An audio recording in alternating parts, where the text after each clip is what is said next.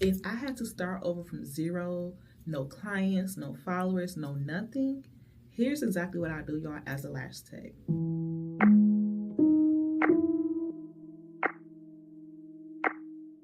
If I had to start my lash business all over again from scratch, no clients, no money, no followers, this is exactly what I would do. I'm not gonna get cute, y'all. I'm legit gonna give y'all a real blueprint I wish somebody would have gave me when I first started out. If I had to start over from scratch, the first thing I would do is I would stop playing on my own potential.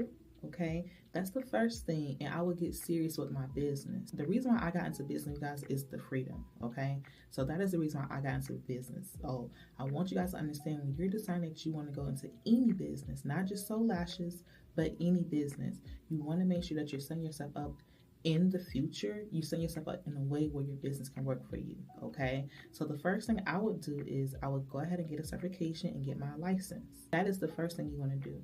And after you do that part, you want to go ahead, think of a name. Think of a name that you're going to love and grow with. Because when you're just getting started, and if I had to start over, y'all, I would not go out thinking of a name that I'm going to hate 3 months down the line. You know what I'm saying? Or want to change 3 months down the line. So I want you guys to figure out a name and think of a thing that you're going to love and grow with. Okay? That's the thing I would do. After you come up with a name, I will go ahead and make a logo. We have so many things online, y'all, where you can go ahead and create a logo, but when I just make the logo, okay? You want to just go ahead and get the business card side of things out of the way. So when you get the business side and you figure out what you want your name to be, your logo to be, you can actually just go ahead and just focus on lashes. So that would be the first thing I would do if I was to start over from scratch. Then after I do that and I come up with the name, the next thing I'm going to go ahead and do, y'all, is go ahead and make an Instagram, TikTok, and other social media platforms and lock the name down. You do not want no one to take your name. Whatever name you decide to go with, y'all, you don't want nobody to take your name. So that's going to be the next thing I would do. And after I do the name and then lock it down on Instagram and TikTok, I'm going to go ahead and make a booking site. Something clean, something simple, you know. Me personally, as a business owner, I most definitely, if I was to start over, y'all, I'm most definitely going to keep my overhead low. Okay, when I'm just starting out, I'm not gonna try to go over here, spend on this, spend on that, get this, get that, if you don't even have clients yet. So, you know what I'm saying? I keep my overhead low. That's what I will do. And let me be honest with y'all. I legit, when I first started, y'all, early on, I wasted so much time trying to focus on the cute stuff in the business that didn't actually move my business. So what I'm telling y'all, is you got to take action when you're just getting started. You're going to be able to go in and change other things as you're getting started. But when you're just getting started, y'all, focus on the name. Think long term. Okay, y'all, think long term.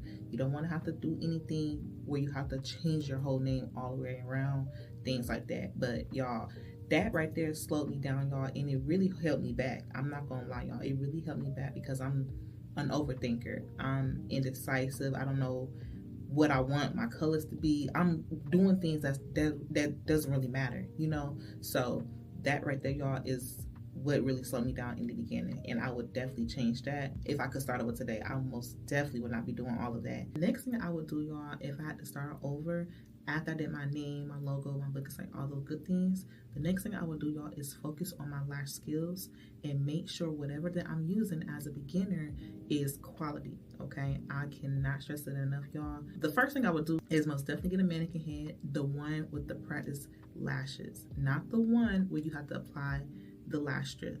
That is not the mannequin I would not get, y'all, because this is a very tedious service that we're doing, and to sit there and isolate each lash one by one on a strip, you're not going to get the practice that you're really looking for. So I will most definitely get the mannequin head with the real natural lashes. That's the mannequin head that I would get. And then I will also get a good lash kit, okay? And I mean a good lash kit, not an Amazon lash kit or a Shein lash kit, because if you go the cheap route, you're going to have to invest a lot more money onto more products because you want the cheap route. And Amazon don't give you quality products. So I most definitely would get a good lash kit, and then I will start practicing and working on my skills. So isolation, placement, making sure that the lashes are not tilting or turning to the side, and making sure that my fans are perfect. Just working on your skills, y'all. That is how you're going to get better and really good and confident in yourself and your abilities as a lash tech. So that would be the next thing that I would do if I had to start over today. But before I buy the supplies and things like that, the first thing I would do, y'all, is I would invest into an online lash class. Now, you can do it in person, but me personally, if I had to start over, I will go the online route, and I will have a mentor. Have me somebody that I can talk to who's doing exactly what I want to do, and I will learn from that person. I will love to learn from a person who can actually teach me the game one-on-one. You know, I will go that route instead of going on the in-person route. Not necessarily saying is anything wrong with the in-person route, but you just have to be very mindful on who you get trained from, y'all, because some people don't want to see y'all winning, and I'm not trying to go through that route. So I legit would find me a genuine person, or look online, do my research a lot more, and see who is actually going to be the good fit for me to actually learn from. And I will go the online route.